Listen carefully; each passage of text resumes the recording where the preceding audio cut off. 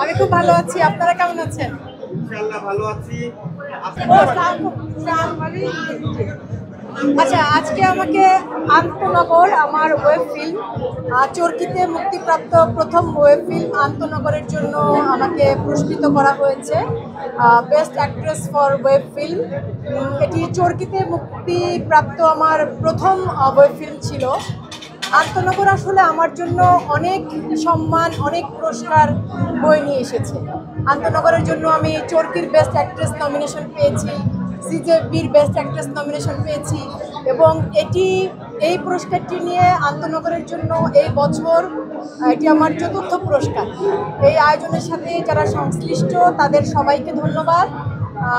Bangladesh reporters association এবং বিশেষ ধন্যবাদ আমার পরিচালক গৌতম কৈরি, আমার সহশিল্পীদেরকে, শ্যামল মওলা।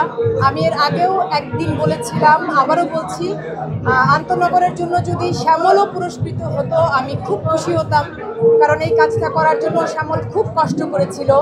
ওর চরিত্র ছিল সিএনজি চালক। টানা কয়েকদিন শুটিংয়ে সিএনজি চালাতে চালাতে বেচারার হাতে ফোসকা পড়ে গিয়েছিল। আমরা তো আসলে পর্দার কাজটুকুই দেখি, পর্দার মানে ক্যামেরার পেছনের কষ্টটুকু তো আর দর্শকরা জানতে পারেন না। খুব কষ্ট করেছিল শ্যামল এই কাজটা করার জন্য, খুব ভালো অভিনয় করেছিল। আমার ভীষণ ভালো লাগতো যদি শ্যামলও পুরস্কৃত হতো বা আমার পরিচালক গৌতম কৈরিও যদি পুরস্কৃত হতো।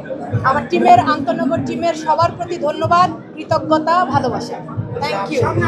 আচ্ছা, পরিচালক আমাকে জানিয়েছেন যে তিনি সিনেমাটি আরও বেশ কয়েকটি আন্তর্জাতিক চলচ্চিত্র উৎসবে পাঠাবেন, অংশগ্রহণ করবে আর কি।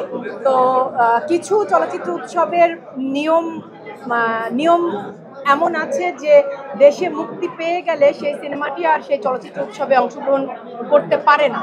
তো এই আন্তর্জাতিক উৎসবগুলো অংশগ্রহণ শেষে পরিচালক দেশের প্রেক্ষাগৃহে, আপনি যেটা বলেছেন যে হলে কবে মুক্তি পাবে, হলে মুক্তি দেওয়ার চিন্তা করেছেন। এইটুকু তথ্যই পরিচালক আমাকে জানিয়েছেন। আমি আসলে একটা কথা সবসময় বলি যে আমি একেবারেই ডিরেক্টরস আর্টিস্ট। আমি যখন যে পরিচালকের সাথে কাজ করি আমি চেষ্টা করি সে মানে পরিচালক চরিত্রটিকে কীভাবে পর্দায় দেখতে চাচ্ছেন সেটা। পাশাপাশি একটা কাজ করার সময় আসলে আমরা যে কাজটা করি সেটা তো টিমওয়ার্ক, দলগত কাজ, একক কোনো কাজ নয়। আমার সকল সহশিল্পীদের সহযোগিতা, সিনেমাটোগ্রাফার, টিম মেম্বার সবার সহযোগিতা এবং পরিচালকের নির্দেশনা সব কিছু মিলেই আসলে একটা চরিত্র বা একটা কাজকে পর্দায় বিশ্বাসযোগ্য লাগে। তো যেটা আপনি বললেন যে আপনার খুব ভালো লেগেছে, সেই ভালো লাগার কৃতিত্বটা কিন্তু কোনোভাবেই আমার একার নয়, আমার টিমের সবার, আমার পরিচালক, সহশিল্পীদের, সকলে ধন্যবাদ। আপনার যে ভালো লেগেছে নীলপদ্মের নীলাকে, সেজন্য অনেক ধন্যবাদ।